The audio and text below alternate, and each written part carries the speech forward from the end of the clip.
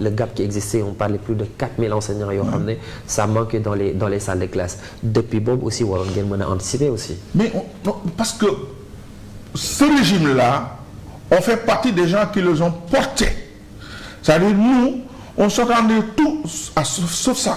C'est-à-dire, par rapport à la limite d'âge, parce qu'à l'époque, le président Macky Sall, qu'est-ce qu'il avait? Le limite d'âge, il avait mis il y a 40 ans.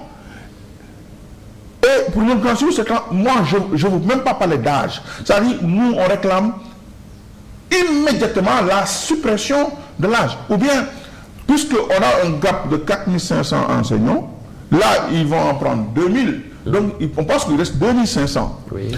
Nous, qui sont du privé, des enseignants diplômés, j'insiste sur ça. Mais on demande, par rapport à ces 2500 qui restent, mais on fait maintenant ce qu'on appelle un recrutement spécial. Le mot spécial doit avoir son sens. Spécial, moi, il beaucoup le Guinéen. Nous donnons une limite d'âge sans nous connaître. Même si on demande à l'État du Sénégal, par exemple, qu'il fait un contrat avec des objectifs clairs. C'est-à-dire, il dit, vous, enseignants du privé, qui ont vos diplômes CAP ou CAP, qui ont plus de 35 ans, on va vous faire un contrat de 2 ans, de 3 ou 4 ans avec des objectifs clairs. Vous comprenez? On va appeler ça des contractuels. À partir de ce moment-là, c'est une solution. C'est-à-dire qu'on prend des enseignants qui ont le diplôme CAP ou CEAP. On leur met un contrat.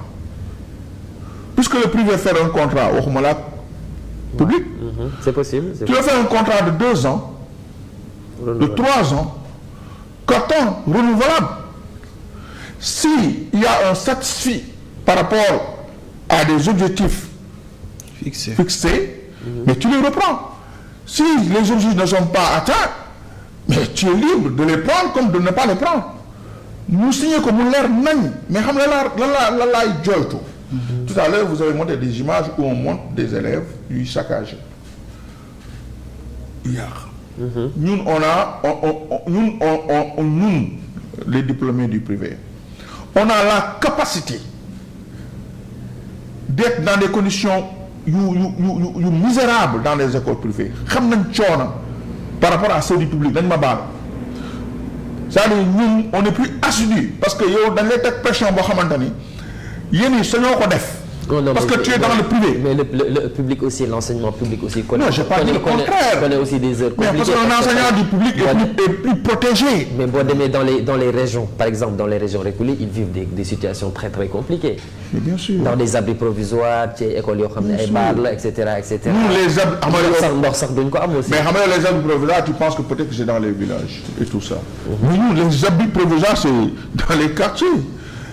C'est dans les départements, dans des cadres qui ne sont pas requis. Donc, dans tous les cas, les problèmes sont partagés. Mais bien sûr, nous ce qu'on demande, comme je l'ai dit tout à l'heure, on demande à l'État du Sénégal, puisque, je répète, il y a un gap de 4500 enseignants, ils ont finalisé un recrutement de 2000 enseignants, donc on suppose qu'il y a 2500 qui restent, mais nous, donc, du privé, qui ont nos diplômes, mais on doit faire ce qu'on appelle une discriminatoire, c'est-à-dire on prend un recrutement discriminatoire par rapport à une discrimination positive. Et on valorise ces enseignants du privé-là qui ont à apporter. C'est-à-dire, enseignants, ils ont 35 ans ou plus, 40 ans ou 45 ans, ou même 50 ans, mais ça y est, 30 ans pour apporter quelque chose. En 1 an, tu peux former une génération qui peut gérer ce pays-là. D'une façon très... l'enseignement privé, es aussi au Sénégal aussi, nous aussi dans le public. Les enseignants qui sont dans le privé, s'ils quittent le privé, ils dans le public. L'un dans le privé aussi, alors que tout le monde ne peut pas être dans le public. C'est un choix, c'est aller plutôt vers les écoles privées qu'aller vers les écoles publiques.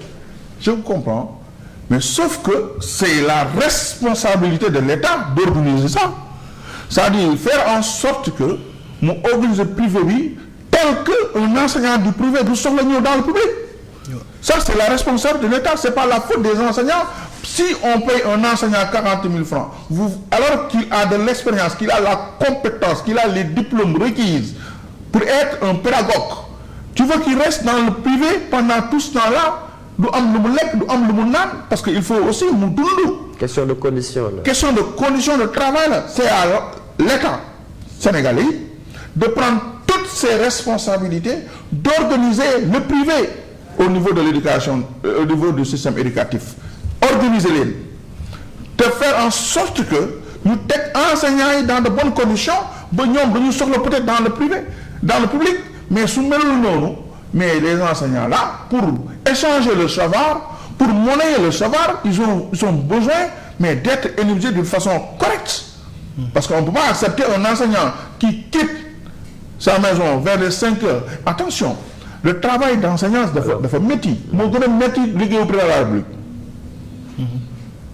Jàngalekat moo gën a métti li président de la République liggéey jàngalekat moo gën a métti ci métier yi daanaka parce que jàngalekat amoo vie jàngalekat tu passes pratiquement jàngalekat bu normal c'est-à-dire tu amoo vie c'est-à-dire tu travailles à la maison tu travailles à l'école tu travailles dans la rue jàngalekat il est partout il est tout en même temps un enseignant il est tout il est partout.